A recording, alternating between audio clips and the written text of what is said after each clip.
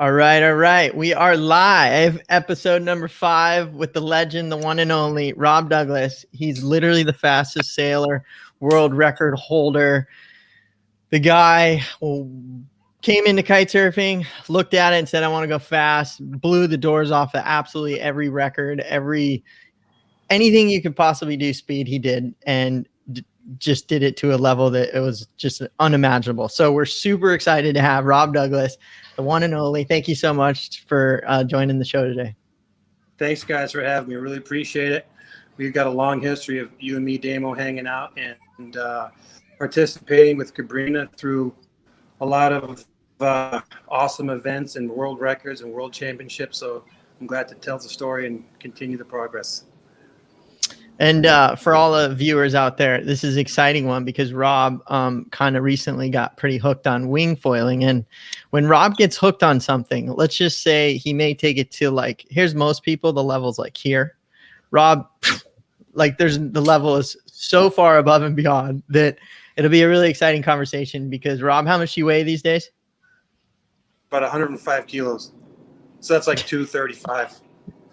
Exactly. So you have a lot of good info for a lot of those people out there that may be a little bit larger, and it really will help a lot. But Gwen, of course, he's on the road. I have no clue where are you at these days. So right now I'm at Burlington Surf Club, and this place is just absolutely amazing. Can you guys hear me good? Or? Yeah, you're perfect. Okay. I'm outside and there's a train passing by, but yeah. So if for everybody watching right now, if you miss it, if you want your friends to watch it, it's still gonna be available to watch on YouTube later. It's if you are into podcasts, we also have a podcast, and this episode will drop into the podcast later today. You can find the podcast on iTunes and Spotify. And then if you want to support what we do and you get value out of the videos we make, of course, like and subscribe, share the video with your friends. But also now we are on Patreon, which Patreon is a subscription-based platform where for as little as $5 a month, you can support what we do and you get access to early content. So every week we release a video on Patreon that's, will be released publicly the next week. And you also get access to a private chat, which we are going to jump after this live show. So super excited. I was actually with Rob yesterday. And yeah, I think when we're going to get talking about winging, I learned some really good stuff yesterday from him. So excited to get into this conversation. So let's get into it. So first question for you, Rob, is let's get a little background. Give us a little background on some of your accomplishments in life, work, family, whatever it may be. Give us a little breakdown so people know who Bobby the Bullet, the fastest human alive, is. Yeah, so I recently just turned 50 years old, and I thought back and said, how have I been involved with water sports? And I've been involved with water sports since the late 80s. So it goes way back. And I actually raced against Kent Marinkovic in college in windsurfers, and it was always in Florida, and it was always light wind. And Kent was this little guy who could always get up on a plane and take off. And I remember being a bigger guy in light wind, just being frustrated. But, it's funny. So I learned a lot of lessons back then, and I continued with Kent. He let me into which real product at the time and windsurfing things. And then the kites came around at about 1,000, just when I left Florida and moved back up to the Northeast. And Ken called me up one day and said, you got to get involved with the kite stuff. I was a little bit hesitant, but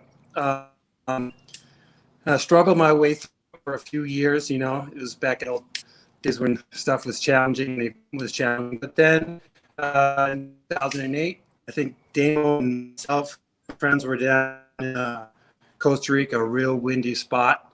And people were just starting to post GPS speeds really fast. They're like, maybe we should try something out and do some stuff. So long story short, I got together with Mike Gebhardt, who I've known for a long time to windsurf, the 2-time Olympic medalist in the country. And he came up and lived with me for a summer, and we built some gear and we tested some stuff. It was so fun because we had no expectations, just that it was have some fun. And Todd Gross sent me some crossbow kites. They were brand new to the market. And said, hey, let's make tickets. We went to Fort Ventura. Nice, awesome windy spot. Huge wind, downwind angle. And first event, we beat the world record. We beat the current world champion. And we're like, oh, man, wow, this could be really interesting. And then a bunch of French guys invited us to go down to the mid. And hey, Rob, let me record. So Rob, let me stop you for 2 seconds there. We have a bad connection, so I got an idea. This is what we should do. I'm going to call you, and then we'll be able to hear you super clear, and just see if this works, and then we'll because our connection's a little bit rough. So tell me if you can pick that up. Let's maybe mute yourself on the connection, Rob. That way it's not coming out two places. Let's see. Okay.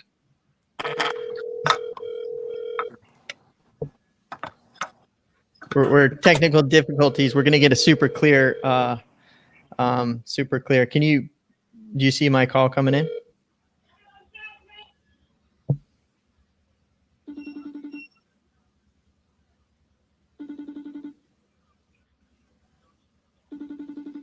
I think we're on to something here, guys. We apologize. We're trying to get a good connection. So here's what I'm thinking. Let's go to this may be a better connection for everybody. So this is what we're gonna do. Just breaking up or what? Yeah, the audio is pretty rough. So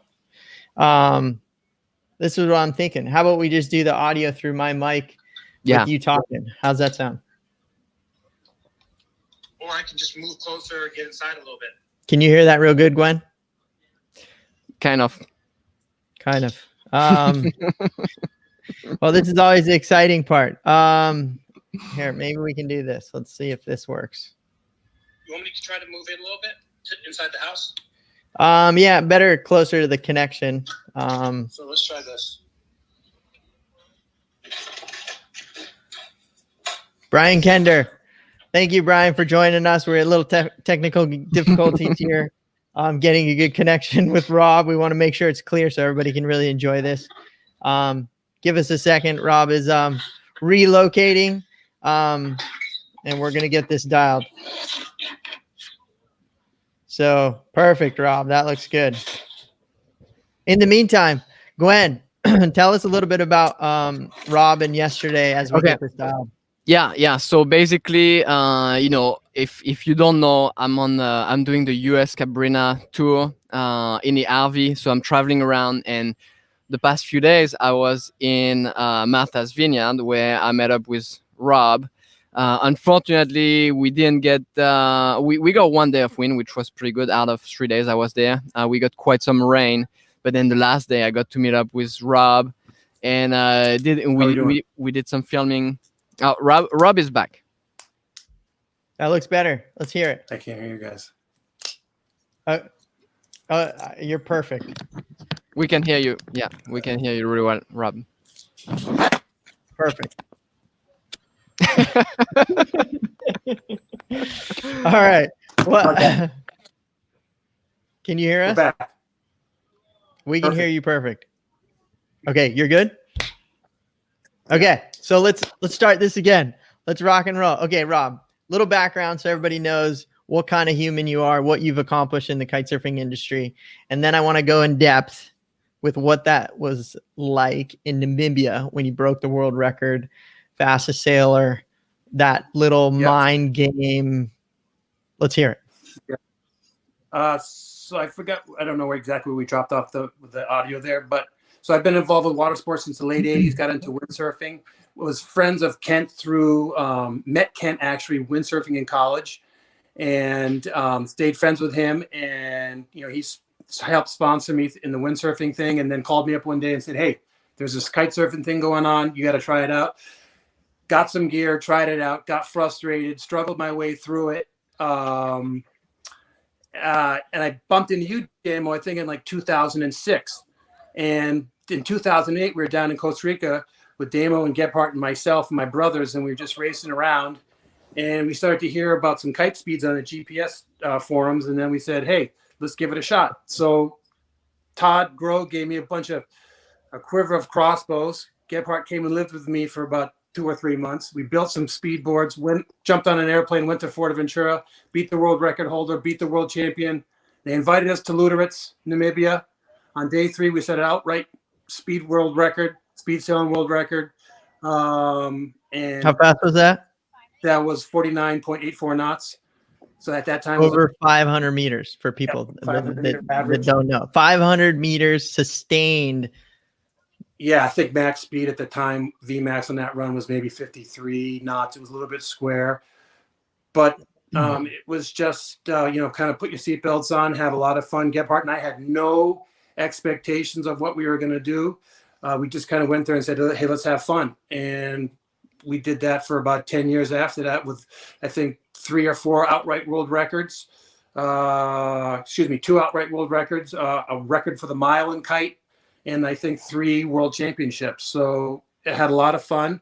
Had a lot of exciting work with Cabrina and kites and the designer, Pat Goodman. And like I said, just a lot of fun and so excited to have it because now that I'm 50, it's all kind of in the review mirror, but it's all good stories and that I can pass on to my kids and, something that we did in life. So what I have a question, like, what does it take, to go fast on a kite? Like, it was, you learn kind of like as you went, what did you learn? Like, how do you go fast?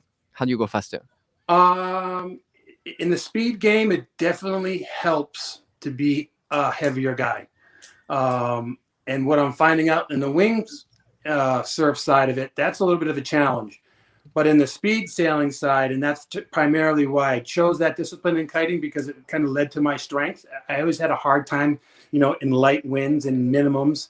So speed sailing, they pick the windiest places in the world. You go there and sit there for a week or 2 or a month, and they only, say, hey, raise the green flag when it's blowing 35, 50 knots. And being bigger is heavier. And besides the physical aspects, just, doing your homework and doing your gear. If you're into development and you've kind of been in the game for a while, whether it be windsurfing or surfing or SUP, that all kind of goes into the same brain, the same computer, and you can draw upon that knowledge and apply it to whatever aspect of wind sports or discipline within wind sports that you want to pursue. And just stayed at it and got a little bit, luck is always a part of it. And just stayed with it, got frustrated a bunch of times, but kept plugging away and got some good results. And, but I think it just, do pay attention to your equipment, fine tune your equipment, develop your equipment, kind of stay healthy, and the rest kind of follows. Put yourself in place to do well. And sometimes you do. So I would say my greatest memory of Rob Douglas, I think, could be, so he's 200, and what'd you say? 220 some pounds? What'd you say? 30, 35. Okay. So couple extra burritos, too many Javas. Okay. So we're in Costa Rica.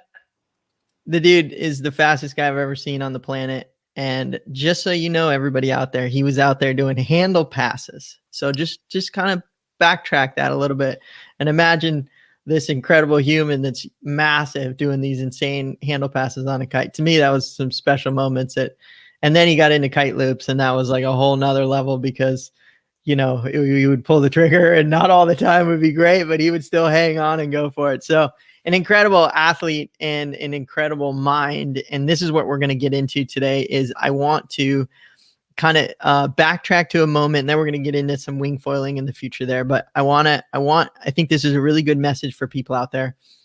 Your experience to Namibia in breaking an outright world record in a place that's desolate. My biggest question I want to ask you is, did you have fear? One. The second one is, did you ever doubt yourself? And I guess what were the hurdles that you had to overcome to push yourself beyond? And I think it'd be nice for people to see here that are getting into wing foiling and doing stuff. Like, there's a hurdle you have to push. I'm not saying you're going to fly to Namibia and try to break a wing foil world record or something, but I'm just saying sometimes the littlest hurdle can be the same hurdle that you struggle with something massive, like what you accomplish. Yeah, it's a challenge, right? Whether it's a new sport or kite surfing or wing surfing, it's a new challenge. And with that, you got to apply, approach it with a mindset. Now, I typically try to approach it with a kind of relaxed mindset, but it usually gets ultra serious. So I have to kind of keep that in perspective a bit. But, going to Luderitz, was there fear? Of course there was fear. I mean, that was a huge mental part of a challenge of being there. I mean, again, the water depth was, sometimes, 3 to 4 inches, and we had 2-inch fins and we were dragging them on the run sometimes. So, doing 50 knots average with max speeds of 56, 55 knots in ultra shallow water when it's blowing 45 and higher. Of course there was fear, and I don't talk about it a lot, but, I brought Gebhardt there to kind of, keep my head in a certain space. So that we could compete and we could compete for what we were there for, to set a world record. And I had a fear that things could go wrong, but you got to listen to that voice and push the limits, but know where that limit is. And we crashed a lot in that place, and but Gebhardt and I would get together at the end of the day, and he'd be like, "Come in, what are you thinking?" And I'm saying, I got this fear that I'm going to fall and maybe break my neck. And it was really preventing me from kind of opening up and working with the conditions that were presented to me on a daily basis there. So we came up with a plan that was a real kind of crazy one. But I said, Mike, if something goes really wrong with me out there and we take a bad crash and it's not good, do me a favor, come over there and roll me over face down, and we'll deal, and that'll be over. And it sounds crazy. And Mike says, okay, I'll do it. And then once my mind said, okay, if anything goes bad, Mike's there, we'll be okay. I forgot about it. And then we set some world records. And, there was days where I almost walked off the course and said, I can't take it anymore. But, with you surround yourself with a good team, you surround yourself with good equipment, and you stay with it, things turn out for the better. And it did for us. Well said. So you obviously powered through, created, you became an icon in the kite surfing industry. So let's just take the moment we're in right now, and we're going to flip to how many months ago when you got into wing foiling. So I think I was talking to you, remember, like right before Christmas, like, hey, it's going to get cold up here. I want to try the wing. I want the biggest one you got. And you were like, you don't necessarily need the biggest one. I'm like, I need the biggest one. I want to handle, if I got to make a mistake, I want to be able to deal with too much power and take it away from the equation versus try to make the power. Because if you get a bigger guy who's older and you don't have the power on demand, it gets frustrating. So I said, throw me to 7. And we talked about board sizes, and I was calling Damo, I don't know, once or twice a week, middle of the night. And he said, you don't need to go that big. But I said, yeah, okay, thanks for the input, but I'm going to go big. So long story short, I think I got going end of March, beginning of April this year, and quickly realized that, I didn't even need a 7 as much as I thought I would. Of course, I think my first 4 or 5 sessions was on a 7, and 7 wing, the X2. And that helped me go anytime I wanted. I have 3 kids now. And so being able to pick your tee time like you're playing golf, again, allows you to say, hey, I can go when I want, when my schedule allows, and then you can progress faster versus getting a smaller wing, waiting for the beautiful forecast, which sometimes comes, sometimes doesn't, which slows the progress of your learning progress down. So I went with a kind of a big board. I learned on my SUP, foil SUP, which is 130 liters. And I put the 7 meter on there with the Go Foil 220 foil. And it helped me because I got to go a lot of times, day after day after day, and then versus waiting for the forecast. And I think that helped me as I, started out in this new sport we call windsurfing. So let's break that. Let's pull it back. So the phone calls to Damien Leroy's house was 455 times a week, questioning every decision. And this is why Rob is so talented. So my question to Rob right now, which is just a fun one, is, do you think you can hit 50 knots on a wing foil? You always want to know what are the fastest speeds that can be obtained, no matter if you're windsurfing or you're kite surfing or wing surfing. So, and I haven't had a great track record of, saying how fast can the boats go, how fast can hydrofoils go. And what I've learned is never say never. So can it go 50? Yeah, someday someone will do 50 knots on a wing. I'm pretty sure. Will it happen this year or next year? I would say probably not. Some development has to go, continue to go forward, and some time and effort and some resources spent. But I think it's possible. But I think in the near future, 35 knots, a little bit, maybe touching 40 in the year could happen. Relatively easy with the right conditions and the right equipment. So right now, like in your opinion, like what is the limitation in?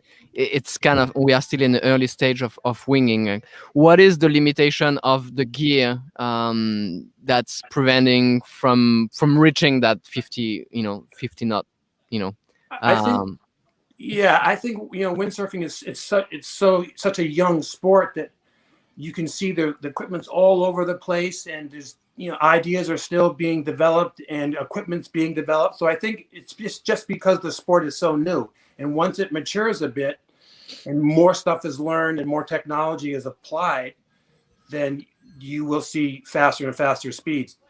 I would have said it. I kind of thought about this with you the other day, Gwen. I don't really think the wing is preventing those kind of speeds, because yeah, the leading edge is big. Yes, it's not a rigid frame, but either is the kite. And I brought a tube kite over 50 knots. So a big leading edge can go fast.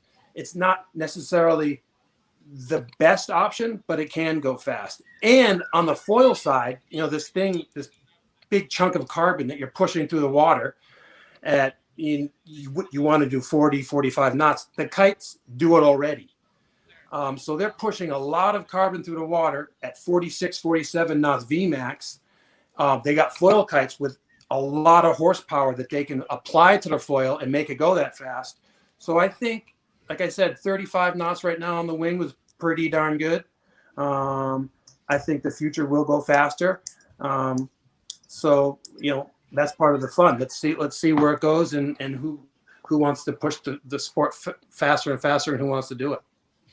So big shout out to Connor and Toby and Brian Kender, all these guys chiming in. We love you guys. Thank you so much for tuning in. And people are from everywhere to listen to the man, the fastest man in the world. It's awesome. And it's exciting that you've gotten into wing foiling. And so, Rob, quick one. If there was one tip to give anybody who's, call it, over 200 pounds, wants to get into wing foiling, is like, man, I want to do this. What is the best tip that you learned when you first started that would be super helpful for somebody getting into it? I think you don't necessarily need the big wing, but I think volume for a bigger guy is helpful. So I was at 130 liters. So if I'm at 105 kilos, add 20 to 25 to your weight in kilos, and that'll give you a volume target. So that got me to about 1 in 30. And that, again, allowed me to go when my time schedule and life allowed me to go to the water. And when I went there, if I had 12 to 15 knots, I was great. So I would really concentrate on the volume, and that's a great rule of thumb. If someone weighs 75, a beginner weighs 75 kilos, add 10 to 20 to that number, and then you'll come up with a great volume target. And depending in your experience in wind sports and your athletic abilities and your ability to train and practice, that's a good rule of thumb to kind of target, and that'll allow you to spend more time on the water and progress more rapidly. So we got a nice little question that came in, Toby. So Toby's in, I believe he's in Houston, and he's on some lift foils, and beginners are around 8 knots, and he believes he's clocking around 9 knots because he's on some big beginner wings. So he said, world record, here he comes. So Rob, you got some competition here. Are you scared? So what was it? He's doing 9 knots. Doing about an average of probably 9 knots, maybe. So you got some competition, buddy. Yeah, I was only doing like 3 knots faster than that yesterday. So thank you, Toby, for chiming in. No, that's what's amazing about foils is you got foils that can take people up in such minimal speeds, keep it super safe. nice and user friendly to get started. And then obviously to hit these speeds that we're talking about that are, who knows what can happen. And obviously Rob of all people will push that limit. And I'm sure people out there like Alex Kazgaris and you know, Nicolo, I think that it can be endless. But what I would say is the foils will become tiny, like absolutely the least amount of material underwater to foil. I'm sure that's obviously where it'll go, but it'll be interesting to see where it goes. What do you like so much right now about wing foiling, Rob? What makes you enjoy it right now? I think primarily it was the simplicity of it. It was a new aspect to wind sports that just you know, I asked myself that question a lot. So why is it so neat? You know, I'm not jumping 30 feet in the air. I'm not jumping at all.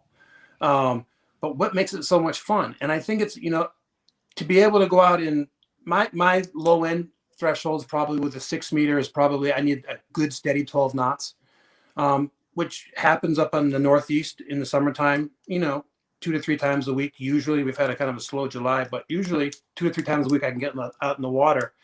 And it kind of fills that hole. It's like another tool in the chest, right? In the tool chest, another tool that you can pull out and say, hey, now I can go foil SUP, or I can drop the paddle, I can put the wing in my hand. So it's all kind of this in the same area, and it just allows you another day or another hour to be on the water. So that's what's really interesting to me.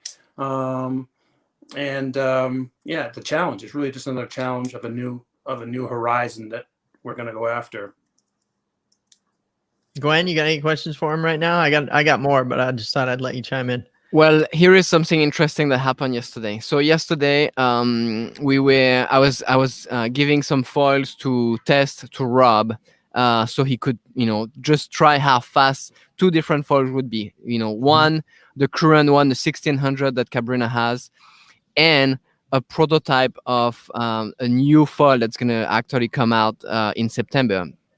And so we, you know, going to be a really good one. We wanted to check out everything, but something came up that was very interesting. That was not at all part of the plan. Was like, you know, we put one foil on the carbon mast and one other foil on the aluminum mast, and like we had one was faster than the other, and maybe not the one we would think. So, do you want to talk about this, Rob?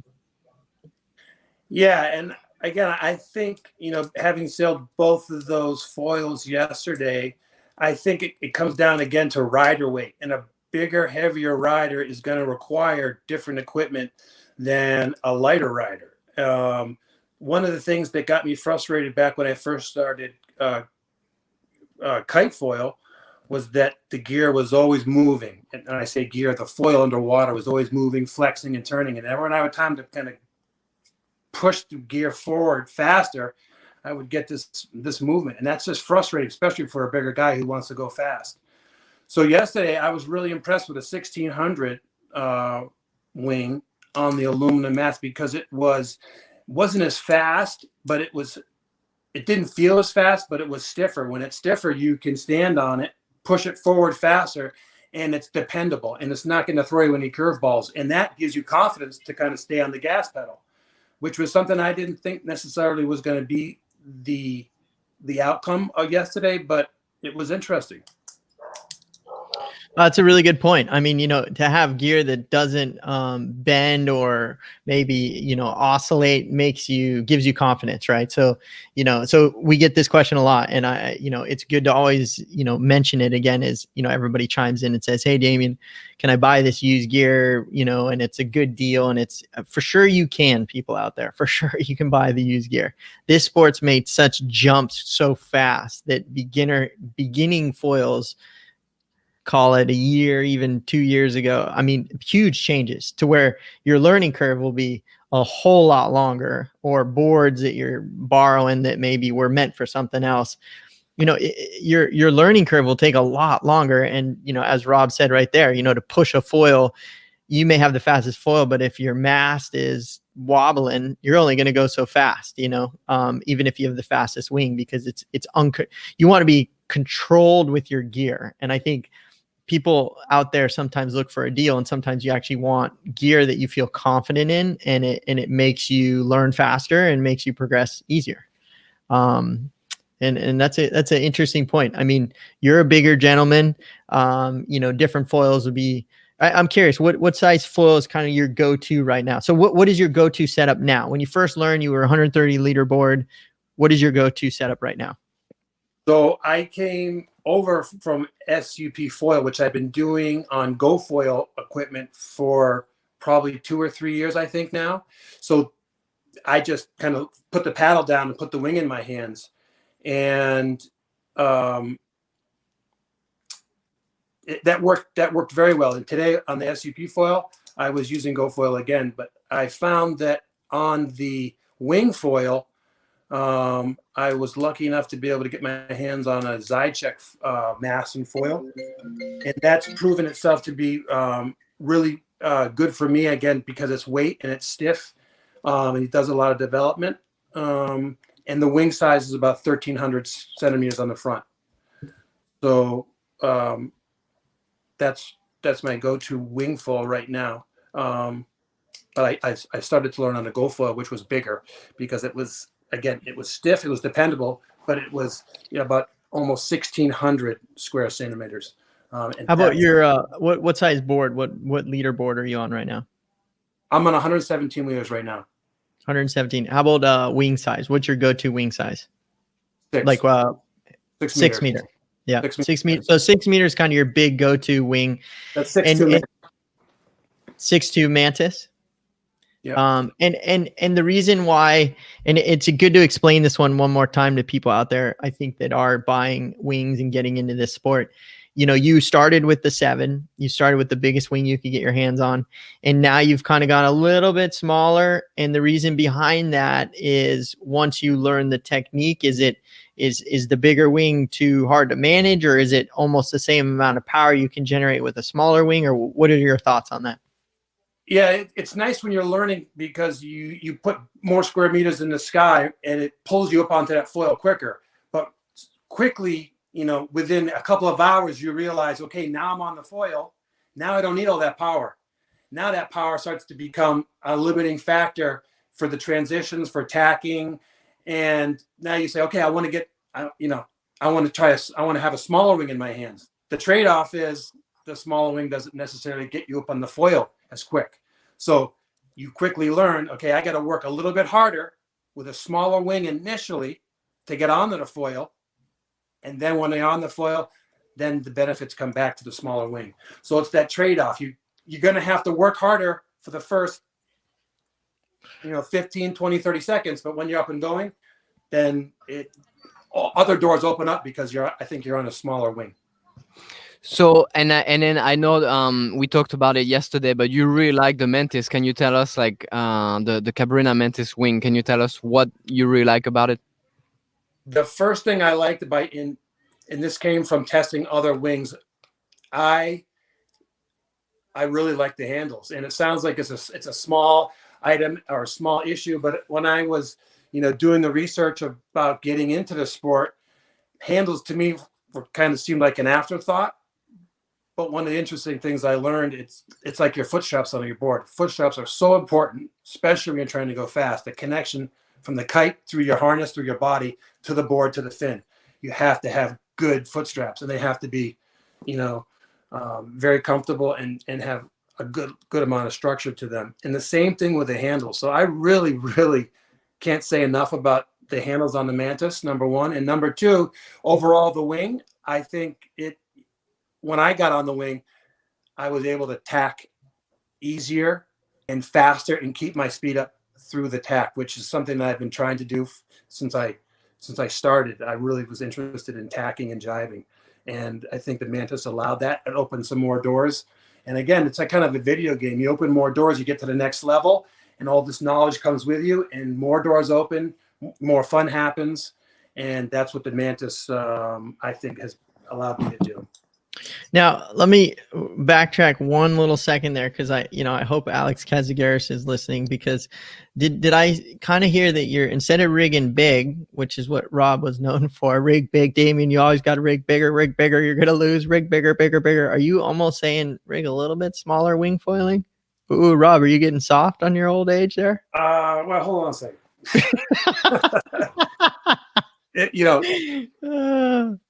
And that's something I learned going through the whole thing and trying chasing records down with the kite. If you're in square conditions, and when I say square, I mean perpendicular conditions. They're super flat, right? But it's super square, and that means you got to edge hard. So how do you edge hard? You've got to apply a lot of pressure to the board, and you want that kite to stay forward in the window. How do you get a kite to stay forward in the window? It helps to have a smaller kite. But if you have a lot of deep angle, wind angle, 140, 150 knots, it gets rougher, but you can put up a huge kite, put it back far in the window, and get towed and do 50, 60 knots. So there's a little bit of that to the speed side, but if you were trying to go faster and faster on a wing, you're going to have to carry more square meters than you would necessarily be comfortable with initially, because of the efficiency of the wing. Your best angles are going to be deep. Your best speeds are going to be on deep angles, which I think is about 130-ish on the wing. But smaller definitely is more fun. A 7-meter kite is more fun than an 11, typically. And I think the same thing comes on the wing surfing side. But a smaller wing, again, smaller leading edge allows you to kind of penetrate upwind on the tacks, and that's where I found the big advantage of the Mantis, and so that's why I kind of like littler. And when I say little, I've never even winged on a 4 yet, so my smallest is a 5, but a 5 feels pretty good. What, Rob, if I were to ask, what would be one reason why I guess if your friend came to you and said, hey, I want to get into kiting, I want to get into winging, which one would you recommend right off the bat for anybody, just right off the bat? Is there one simpler than another, or are they both unique? I'm just kind of differentiating the two sports to see what you feel people, or what you'd recommend in different locations or wind conditions. Is there one that jumps out right now that you're like, sure, just grab a wing and try it? Yeah, and when I'm listening to the question, the first thing comes up in my mind is who's the individual, number one. Number two, maybe even more importantly, is where is your home spot? Where are you going to ride? And the thing that I see in wing surfing is that you don't have to have all this real estate to rig up 80 feet of lines and a kite, and so you're able to kind of jump off your boat, jump off your dock, and it is safer. The beginning aspects, even in advanced riders, it's a safer sport, because you can immediately let go of the wing, goes to the water, and so long as it's not offshore winds and those extenuating circumstances, I think it's easier to get going. So if someone was totally new to wind sports, I think I would point them in the direction of windsurfing, and because it doesn't necessarily have to be with a foil immediately either. You can go out there with a big SUP and a wing, and go back and forth, and have fun and feel the new sport. And then as things progress, and they will progress rather quickly. I have a friend of mine who's a local guy, Stefan, who on his first day he was foiling both tacks on a 6 Mantis, and 95-liter board and about a 1,600 square centimeter front wing. So you can progress rather quickly and safely. So I would most likely, depending on where the person is learning and who the individual is, I think the wing surfing offers a lot of growth to the individual and a lot of enjoyment in a safe sport. Beautiful. All right. So we've listened to a little bit of what Rob's history has done, what he's accomplished in sports. Obviously, I would go out on a limb to say I would would keep an eye on that name in the future in speed and wing foiling, because I'm sure if he's already looking at all those degrees, we'll see what happens in the future there. But on that note, we always try to end and just, Rob, we'd love to hear, like, if you were to say something to somebody out there that's maybe struggling in life or struggling to make a decision to try to wing foil or whatever it may be, do you have any advice that you would give to somebody that you've learned in life? You're an incredible businessman. You're very successful there. You're an incredible athlete. I was lucky enough to train with you and do a lot of things with you. And you're literally one of the most to the T kind of person to accomplish something and learn everything about it to be better at it. So what would you give to anybody out there that, is maybe having a little hard time in life? What would you recommend to them? Yeah, first of all, thanks for the kind words, Damo. We've had great times and we've competed against each other. We became best friends, and we've had just a great history. I think everybody struggles. I don't, whether it be with a kite or with a wing or in the business world or in, personal relationships, struggle is something we're all faced with, and it's how you're going to deal with that struggle. Whether it's the mental challenge of surviving a crash at 50 knots, you got to find a way to deal with it and get over that hurdle. The best lessons that I've learned, again, in the small little aspect of wing surfing or kite surfing in the competition side, is has come from failure. The best lessons I learned were the toughest. Didn't come from winning a world championship, didn't come from setting a world record. I know specifically the top 5 things that got me to be a better, faster sailor, and it was all through failures. And those failures, they sting, and they aren't good, but they're a part of the process. And once you deal with those failures and you adjust to them and you say, okay, that's not going to happen again. I'm going to deal with it. I'm going to fix it. And you progress. And then you're going to turn around and you're going to look back and you say, you know what? I got better because I dealt with those failures. You're not going to get better by dealing with success and success and success. Everybody fails. And it's how you deal with that failure and how you put it in your rearview mirror and continue forward. So that's my 2 cents. That was amazing. I mean, I think that's a great way to, look, that's, everybody asks us, like, oh, I went out today, I got it. And then the next day I couldn't get it. That's that failure that just, you're going to go through all those little times of learning, and that's learning from that mistake, and you get better and better and better. So I think absolutely awesome message. I'm super stoked that we got to share a little insight into your mind and what you've gone through to accomplish all these great things. Gwen, do you have anything to say? I just, that was like so perfect, and everything that is like that means you are pushing yourself. You will always have to go through failures. If you are only trying things and you get success every single time, that means you're not really pushing your potential. So failure, for sure, it's a part of every aspect of life when you are trying to get more out of yourself. And once you get used to it, you will just thrive through in that environment. But the first few failures, of course, is always like hard to handle, but keep going, and in the end, it's always worth it, because whether it's you just keep failing and you never succeed, that you might learn something from it still. You might be like, oh well, that was not where I was supposed to go, what I was supposed to do. So failure, whether there is success at the end or not, and that's always the doubt. There is never guaranteed success, even through failures. You always learn something out of it that will in the end get you to a better place, a better path, or whatever it is. Well, I don't know. I don't even know why I'm here anymore. I'm so inspired.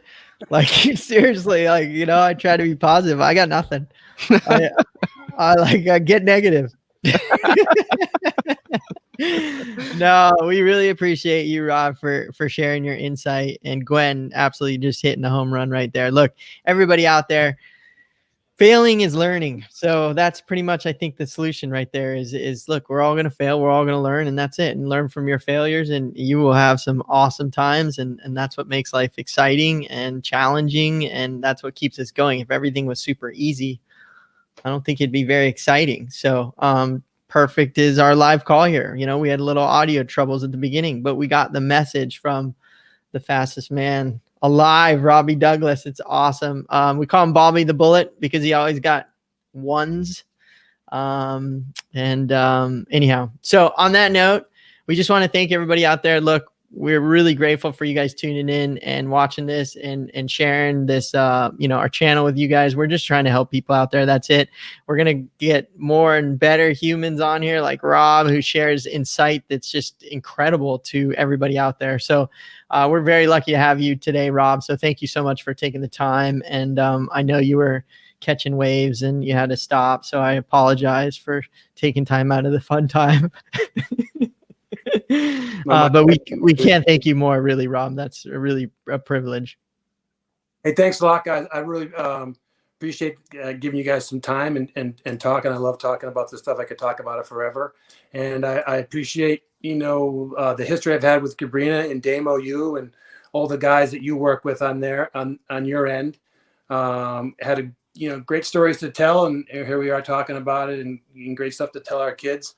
And it's all been fun, and I really appreciate the effort you guys have put into good equipment and helping write the story. So thanks a lot. Well, thank you. And now we're going to turn it over to our patrons. So Gwen, we can close this out. Yeah, and just before I head out, there was a question about the tour and where I'm going to be in Hood River. So on the Cabrina US tour, I will be in Hood River around August 26th. So at the end of the month, get ready. We're going to spend quite a few weeks there for the AWSI event. So a lot of exciting stuff. Actually, quite a bit of riders are going to be there too. So that should be a fun time in Hood River. If you are in the area, you don't want to miss it. Awesome. Well, on that note, we love you guys. Have a wonderful day. We appreciate this. Rob, thank you so much. And until next time, everybody, thank you so much. And we'll see you next week.